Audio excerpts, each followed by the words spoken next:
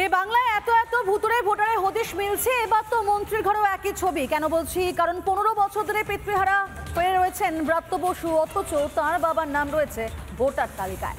তালিকা দেখে সরব হয়েছে বিজেপি নেতৃত্ব।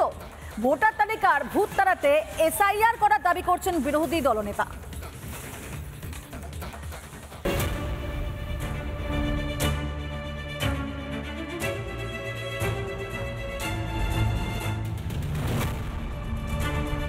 রাজ্য জুড়ে ভুয়ো ভোটারের রমরমা।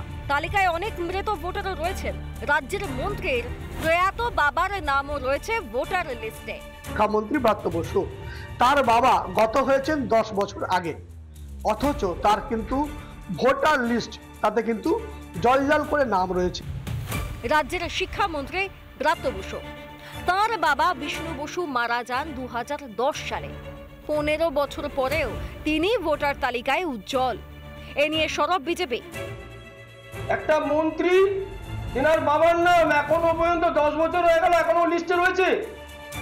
শুধু একটা মন্ত্রী বাবার নাম তা না, নিয়ার অ্যাবাউট এই একটা পার্টে আমরা 10 থেকে 12 জন মৃত ভোটারের লিস্টে নাম এখনো পর্যন্ত পাচ্ছি। বিহারের ভোটার তালিকা সংশোধন হয়েছে। 65 লক্ষ ভোটারের নাম বাদ গিয়েছে। এই তালিকা সংশোধনে ইন্ডি জোটের প্রবল আপত্তি। ব্রাত্য বসুর বাবার নাম ভোটার তালিকায়, ব্রাত্য বসুর বাবার নাম একেবারে মৃত বাবার নাম। এই জন্য এসআইআর চাই, এই জন্যই এসআইআর এর প্রয়োজন।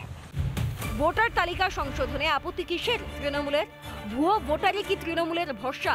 তাই কি নিজের প্রয়াত বাবার নামও ভোটার তালিকায় রেখে দিয়েছেন রাজ্যের শিক্ষামন্ত্রী? রিপাবলিক বাংলা।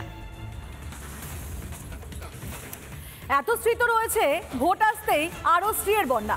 আরো এক স্ত্রীর ঘোষণা করেছেন মুখ্যমন্ত্রী মমতা ব্যানার্জি। আর এবার পরিযায়ী শ্রমিকদেরও ভাতাজীবী বানাতে চান তিনি।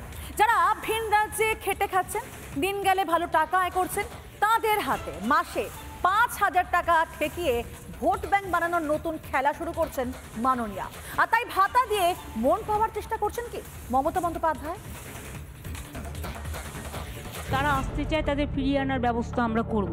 তাদের নিশ্চয়ই এখানে থাকার জায়গা আছে, না থাকলে আমরা ক্যাম্প করে দেবো। নতুন কাজের ব্যবস্থা না হওয়া অবধি প্রতি মাসে তাদের 5,000 টাকা করে দেওয়া হবে।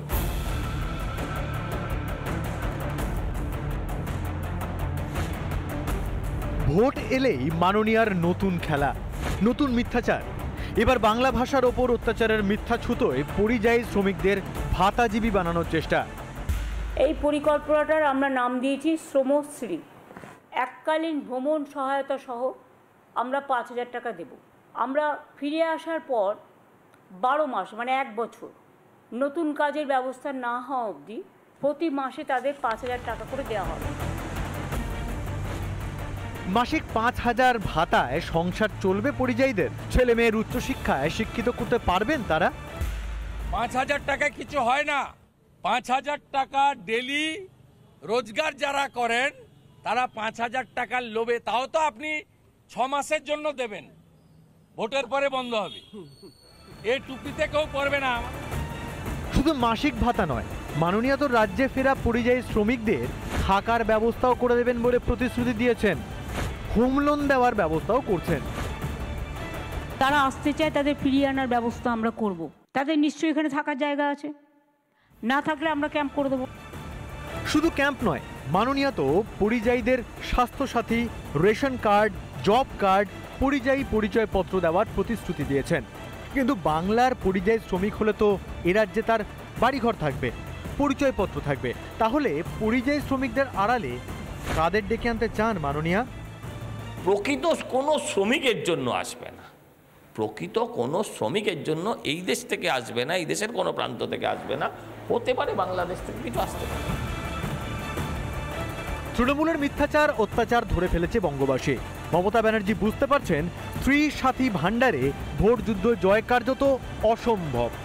এসআইআর হলে রাজ্যের তালিকায় ঘাপটি মেরে থাকা ভুতুরে ছদ্মবেশী কিংবা বাংলাদেশিরা সাফ হয়ে যাবে। তাই কি এবার প্রকল্পের আড়ালে অবৈধকে নিজের রাজ্যে এনে বৈধ করার খেলা মাননীয়ার? রিপাবলিক বাংলা।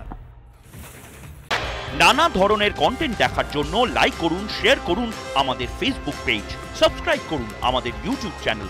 পাশাপাশি অন্যান্য ব্রেকিং নিউজের জন্য অবশ্যই চোখ রাখুন রিপাবলিক বাংলায়।